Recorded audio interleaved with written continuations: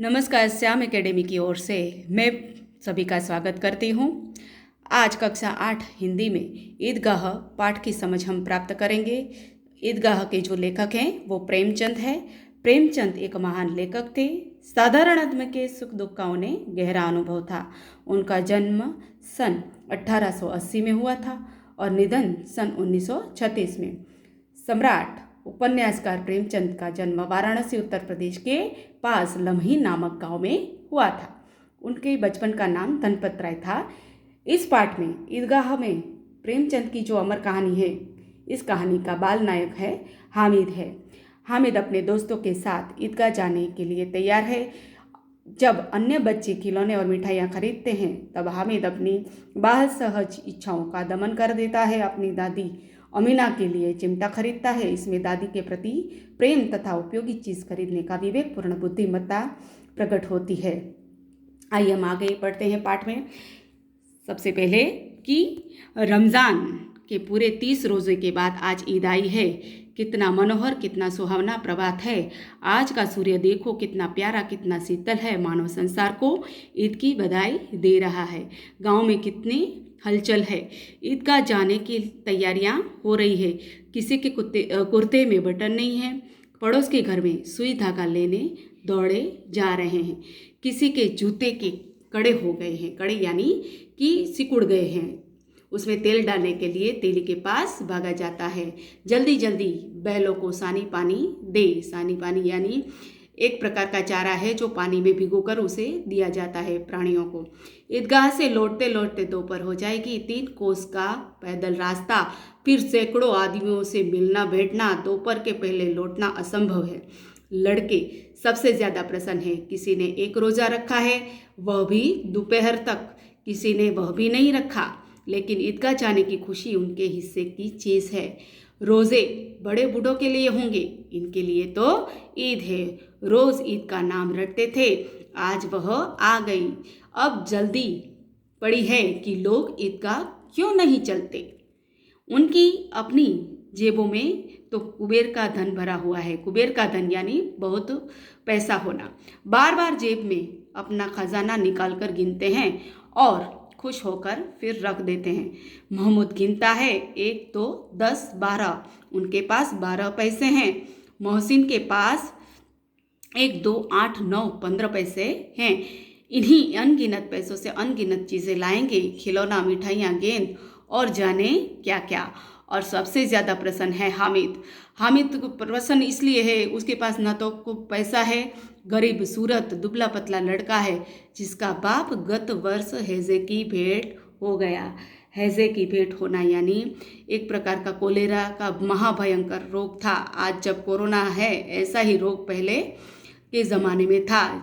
उसमें कोई दवाइयाँ नहीं थी, इसलिए उसके पिता उसकी इस हैजे की भेंट हो गया यानी गुजर गया। अब हामिद अपनी बूढ़ी दादी अमीना की गोद में है और उतना ही प्रसन्न है। यानी कि हामिद के पास कुछ भी नहीं है, पैसा भी नहीं है, फिर भी वह बहुत खुश है। इसलिए इस पाठ में हमें हामिद से सीखना चाहिए कि हमारी आकांक्षाएं बड़ी नहीं होनी चाहिए। हामिद के पाँव में जूते नहीं हैं, सिर पर एक पुरानी टोपी है। यहाँ पर हामिद का जो बाह्य परिचय है वो दिया जा रहा है, जिसका गोटा काला पड़ गया है, फिर भी वह प्रसन्न है। अभागिन अमीना अपनी कोठरी में बैठी रो रही है। आज ईद का दिन और उसके घर में एक दाना भी नहीं है। इस अंधकार और निराशा में वह डूबी हुई है। किसने बुलाया था इस निगोड़ी ईद को? निगोड़ी यानी कि भाई પૈસા છે નહીં ને અત્યારે કેમ ઈદ આવી ગઈ, આવી રીતે અમીના વિચારે છે। अमीना का दिल कचोट रहा है। अमीना बहुत दुखी है। दिल कचोटना ये मुहावरा है, इसका अर्थ है बहुत दुखी होना। गांव में बच्चे अपने अपने बाप के साथ जा रहे हैं। हामिद का बाप अमीना के सिवाय और कौन है? उसे कैसे अकेले जाने दे? उस भीड़ भाड़ में बच्चा कहीं खो गया तो क्या होगा? नहीं, अमीना उसे यूं न जाने देगी। नन्ही सी जान 3 कोस चलेगा कैसे? पैरों में छाले पड़ जाएंगे, जूते भी तो नहीं हैं। कुल 2 आने पैसे बच रहे हैं। 3 पैसे हामिद की जेब में, 5 अमीना के बटुए में। यही तो बिसात है। और ईद का त्योहार अल्लाह ही बेड़ा पार लगाएगा।